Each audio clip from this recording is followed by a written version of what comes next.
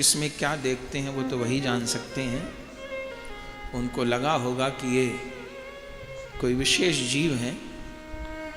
उन्होंने कहा, देखो मलूक, ये भोजन पानी तो सबको भगवान ही देते हैं, जीव खुद करता है। देव मुरारी जी ने कहा, नहीं, भगवान ही अन्नदाता है।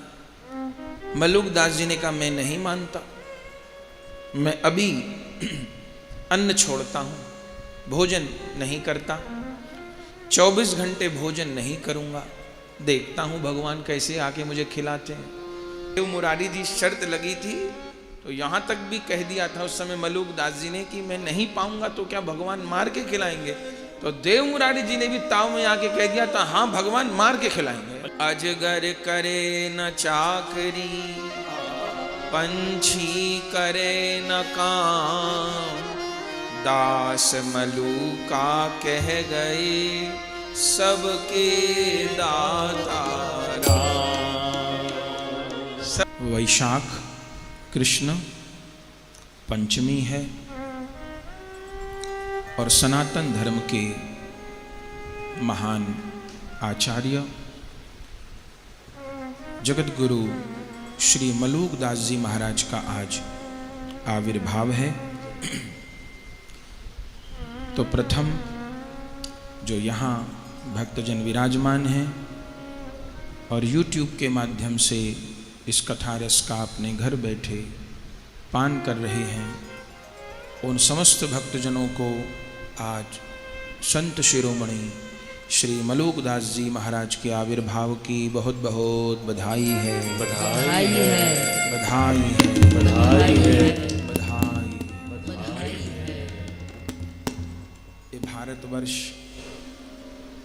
संतों का देश है, ये भारत भूमि संतों की जननी है। कोई ऐसी तिथि नहीं है जिस दिन किसी न किसी महापुरुष का आविर्भाव अथवा तिरोभाव न हो। हम आप कितनों को जानते हैं, भारतवर्ष का कोई ऐसा नगर, गांव, क्षेत्र नहीं है जहां कोई प्राचीन मंदिर न हो और किसी संत का प्रादुर्भाव स्थल न हो। ये भूमि संतों की जननी है। आज के दिन संवत 1631 में वैशाख कृष्ण पंचमी को प्रयाग के निकट कड़ा ग्राम में संत श्री मलूक दास जी महाराज का जन्म हुआ। आप खत्री परिवार में प्रकट हुए। ऐसे छत्री होता है, लेकिन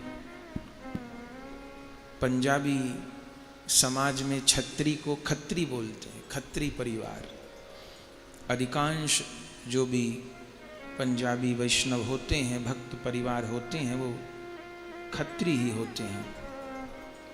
तो उस खत्री परिवार में आपका जन्म हुआ। आपके पिताजी का नाम था श्री सुंदर दास कक्कड़। इस परिवार में 1631 संवत में आप प्रकट हुए। ऐसे जन्म से ही विलक्षण थे, लेकिन पहले आपकी कर्म में ज्यादा निष्ठा थी। कर्म को प्रधान मानते थे और भगवान के आश्रय पर उतना भरोसा नहीं था। यही मन में विचार करते थे कि व्यक्ति को जो कुछ भी मिलता है उसके कर्म से ही मिलता है, उसमें भगवान की भक्ति या कृपा का कोई विशेष योगदान नहीं है। एक बार आपके गांव में एक संत पधारे, श्री देव मुरारी जी महाराज। आपके माता पिता और भी नगर गांव के लोग उनके सत्संग में गए। ये नहीं जाते थे, उतना ज़्यादा झुकाव नहीं था। वो संत जी पधारे और सत्संग हुआ। एकादशी तिथि पड़ी तो देव मुरारी जी एकादशी को रात भर अखंड नाम करते थे और उनके साथी भी। तो मलूक दास जी महाराज का निवास स्थान पास में ही था। अब रात को जोर जोर कीर्तन होने लग गया, इनको नींद ना आए तो ये सवेरे उन महात्मा के पास पहुंच गए, देव मुरारी जी के पास, और कोई विशेष प्रणाम वगैरह भी नहीं किया। और उनसे जाकर कहा कि आप लोग पूरी रात हल्ला मचाते हैं, हरे कृष्ण हरे राम करते हैं, क्या होगा इससे? और बेचारे जो काम धंधे पर जाने वाले लोग हैं, व्यापार करने वाले हैं, नौकरी करने वाले हैं, वो तो रात को सो भी नहीं पाएंगे, और सो नहीं पाएंगे तो सुबह उठेंगे कैसे? उठ नहीं पाएंगे तो काम धंधा कैसे करेंगे? काम धंधा नहीं कर पाएंगे तो कमाएंगे कैसे? कमाएंगे नहीं तो खाएंगे कैसे? ऐसी बातें कहीं। थे छोटे ही तो देव मुरारी जी महाराज, अब महापुरुष किसमें क्या देखते हैं वो तो वही जान सकते हैं। उनको लगा होगा कि ये कोई विशेष जीव हैं। उन्होंने कहा, देखो मलूक, ये भोजन पानी तो सबको भगवान ही देते हैं, तो भगवान को जिसको जितना भोजन पानी देना होगा उतना उसको मिलेगा ही। इन्होंने कहा नहीं, भोजन पानी भगवान क्यों देते? लोग कमाते हैं, अपने पैसे से खरीदते हैं, खाते हैं, भगवान क्यों देने लगे? उन महात्मा ने कहा नहीं बेटा, भगवान ही सबको अन्न जल वायु सब भगवान ही देते हैं। बोले मैं नहीं मानता। बोले नहीं, भगवान ही सबको खिलाते हैं। बोले नहीं, भगवान नहीं खिलाते, लोग अपने से लेते हैं, बनाते हैं, खाते हैं, मैं नहीं मानूंगा। बोले नहीं, शर्त लग गई। उन देव मुरारी जी ने कहा नहीं, भगवान ही सबको देते हैं। माँ के पेट में थे तो दूध का प्रबंध किया, अन्न का प्रबंध भी वही करते हैं। मलूक दास जी ने कहा नहीं, जीव खुद करता है। देव मुरारी जी ने कहा नहीं, भगवान ही अन्नदाता है। मलूक दास जी ने कहा मैं नहीं मानता, मैं अभी अन्न छोड़ता हूं, भोजन नहीं करता, 24 घंटे भोजन नहीं करूंगा, देखता हूं भगवान कैसे आके मुझे खिलाते हैं। जब तक मैं कुछ करूंगा नहीं, लाऊंगा नहीं, बनाऊंगा नहीं, पाऊंगा नहीं, कैसे भगवान खिला देंगे? नहीं खिला सकते। वो देव मुरारी जी भी महापुरुष थे। बोले बेटा भगवान खिलाएंगे तो। बोले मैं तो नहीं खाऊंगा, देखता हूं कैसे खिलाएंगे आके मुझे। बोले ठीक है, 24 घंटे बाद मिलेंगे। बोले मैं अभी से अन्न जल छोड़ रहा हूं। मलूक दास जी घर से निकले उस महात्मा को कह के और जंगल में चले गए। बोले घर पे रहा तो माँ कह सकती है, पिताजी कह सकते हैं, घर वाले कह सकते हैं, जबरदस्ती भी कर सकते हैं, कुछ पता नहीं, ये महात्मा ही जाके कह दे। तो निर्जल जंगल में जाके बैठ गए। फिर सोचा नीचे कभी कोई आके ढूंढ ले, पकड़ ले, तो पेड़ पे चढ़ गए। एक बड़े घने पेड़ पर, डाल पर चढ़ गए, बैठ गए, छिप गए। अब देखता हूं मुझे कौन खिलाता है। दिन बीत गया, संध्या होने को हो गई, बस 24 घंटे बीत गए। तो देव मुरारी जी से कह आए थे, यदि 24 घंटे में मुझे भगवान ने नहीं खिलाया तो आपको ये माला, कंठी, कीर्तन, भजन सब छोड़ना पड़ेगा। देव मुरारी जी ने कहा ठीक है, खिला दिया तो। बोले मैं आपका चेला बन जाऊंगा। तो ठीक है। तो संध्या हो गई। उन्होंने कहा अब तो उनका मैं पूजा पाठ छुड़वा ही दूंगा। संध्या हुई थी, बैठे थे पेड़ पे, तभी एक नीचे राहगीर आया। अब वो भगवान थे कि कौन थे खबर नहीं। वो थोड़ी देर रुका, उसके पास 2 थैले थे, एक थैले में तो कपड़े थे, एक में उसका भोजन था। ऐसा लिखा है उसमें बेसन के लड्डू, दाल, साग, सब्जी सब था। वो कुछ देर रुका, थोड़ा आराम किया, वो भोजन वाले थैले को डाल पे बांध दिया, नीचे वाली डाल पर बांध दिया। थोड़ी देर बाद उठा, पता नहीं भूल गया कि लीला थी प्रभु की, नीचे वाला थैला तो उठाया, वो प्रसाद वाला थैला बंधा ही रह गया, वो वहां से चला गया। ये देख रहे थे, बोले नहीं, बोले देखो सामान भूल गया, पर मैं क्यों कहूं, मैं तो छिपा हूं, किसी ने भेजा ही हो जासूसी को। चुप रहे। थोड़ी देर बाद वहां पर 5 डाकू आए, कहीं से वो चोरी करके आ रहे थे, डकैती डाल के, और सुमसान में उसी पेड़ के नीचे वो बैठे बंटवारा करने के लिए पैसों का, जो डकैती करके आए थे। बांटने लगे, सब कुछ हो गया, भूखे थे। तभी एक को कहा कि भैया पैसे का बंटवारा तो हो गया, कुछ भोजन पानी की व्यवस्था भी करो। कहाँ करें, इधर देखे, इधर किसी पेड़ पे फल वल लगे हों तो वो भूख लगी है, तो फल तो नहीं, वो झोला लटकता दिखाई दे गया। तो एक डाकू ने वो झोला उतार लिया उस पर से और खोला तो गरम गरम रोटी, उसमें साग, सब्जी, कढ़ी और मीठा, बेसन के लड्डू, तमाम सामान। उन डाकुओं ने कहा हद हो गई, ये जंगल में गरम गरम रोटी। खोल लिया, खुश हो गए, भूखे थे डाकू लोग। जैसे पाने लगे, सरदार ने तुरंत रोका, रुको। बोले क्या हुआ? बोले जंगल में गरम गरम रोटियां कौन लग जाएगा, ये मीठा सब कौन लग जाएगा, जरूर कोई हमारे पीछे लगा है, जिसने ये देख लिया है कि हमने डकैती करी है और वो हमसे हमारा धन हड़पना चाहता है। हाथ मत लगाना, इसमें जरूर जहर मिला हुआ है।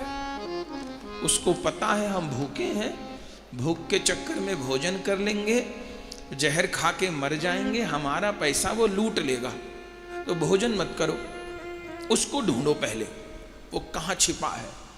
इधर देखे उधर देखे, नहीं। उन्होंने कहा पेड़ पे देखो, छिपे बैठे थे, देख भी रहे थे वो डाकुओं को, बोल कुछ नहीं रहे थे।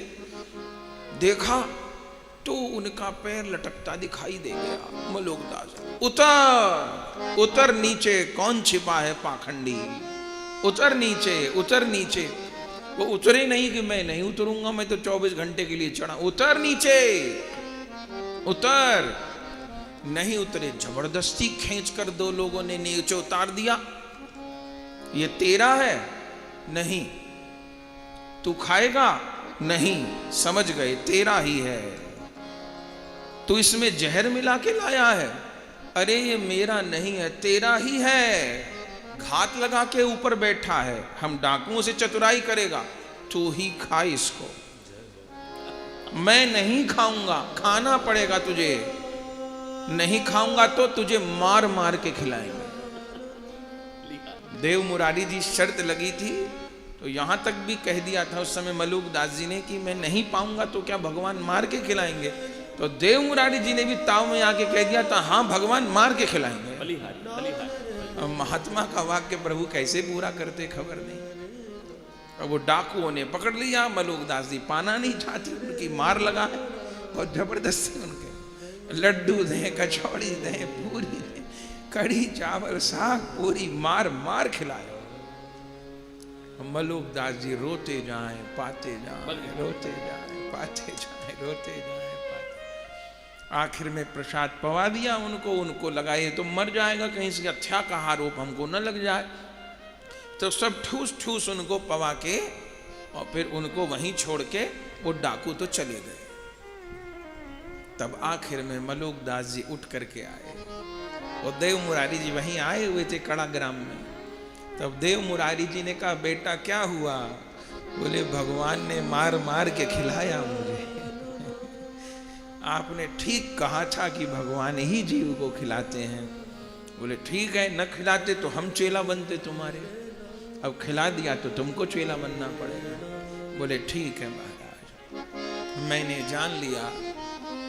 जब दांत नहीं उस समय ये मलूकदास जी ने गाया, जब दांत नहीं तब दूध दियो, जब दांत दिए तो अन्न भी दई, जल में थल में पशु पंछिन में, सबकी सुधि लेत तो तेरी भी नहीं है।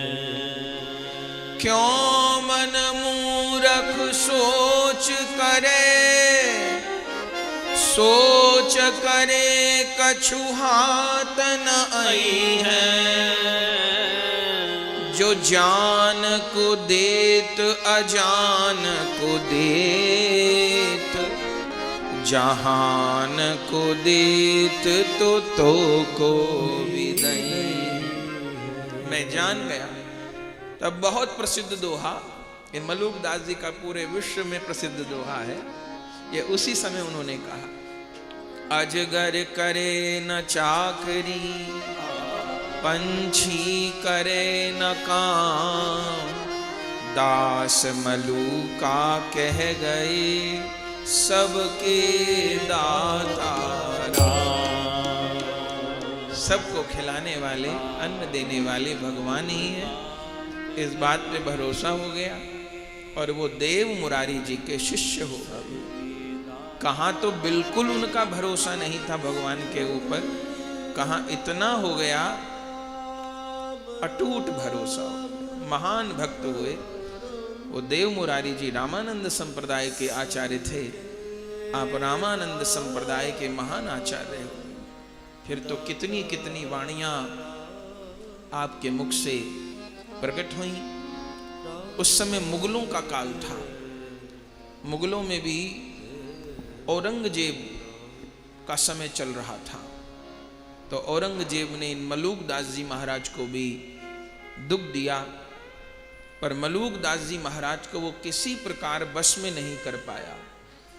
अगर औरंगजेब का किसी ने मर्दन किया अपने हिंदू संतों में, तो वो एक मलूकदास जी थे। वो घबराता था मलूकदास जी से। बहुत अत्याचार किए, सबका उन्होंने पुरजोर जवाब दिया। उन दिनों में जमात संतों की चला करती थी।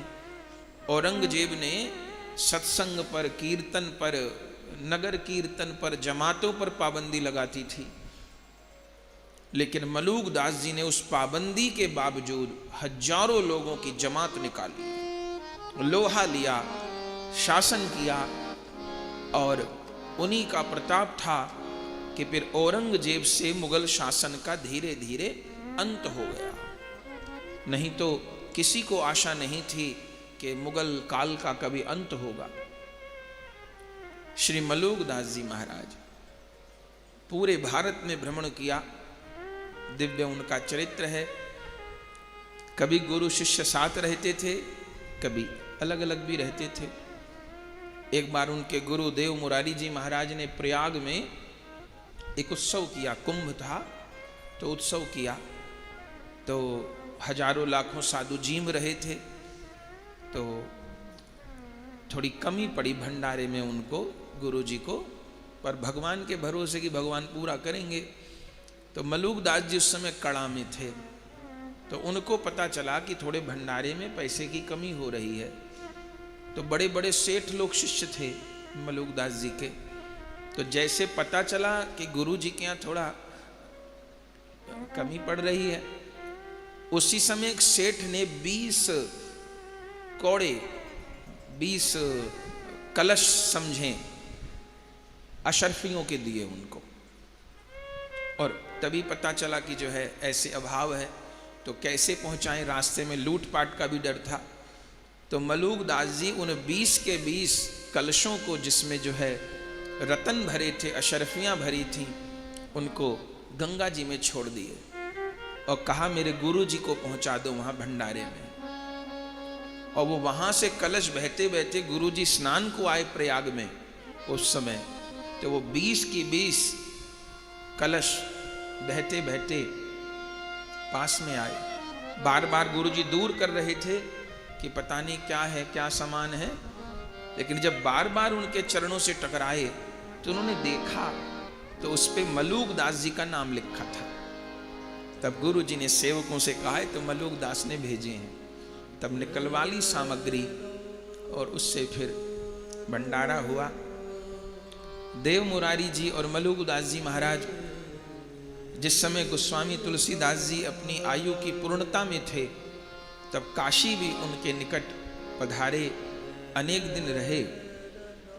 गोस्वामी तुलसीदास जी ने स्वयं पूरी रामचरितमानस देव मुरारी जी और श्री मुरारी दास जी को सुनाई और एक हस्तलिखित पोथी भी लिख करके श्री देव मुरारी जी और मलूक दास जी लेके आए। फिर 1680 में श्री तुलसीदास जी तो अंतर्धान हो गए, लेकिन श्री मलूक दास जी महाराज 1739 तक संवत तक विराजमान रहे हैं।